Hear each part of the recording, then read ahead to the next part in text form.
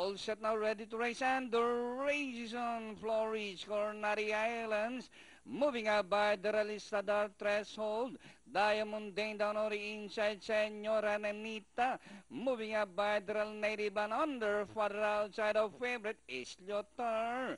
Coronary Islands by Alencana, followed by Florizador, and moving up to take for the favorite is Lyotar. In between runners is Diamond Dane by the Real Senora Nenita, rounding the far turn, Coronary Islands, followed by Flores. Yes, Lyotar on the outside. It's now is Lyotar on the outside, Coronary Islands down on the inside, and Flores rushing up is Diamond Dane, Senora Nenita, Zadar. As they raise the final corner, is Lyotar, Coronary Islands down on the inside, Senora Nenita on the further outside.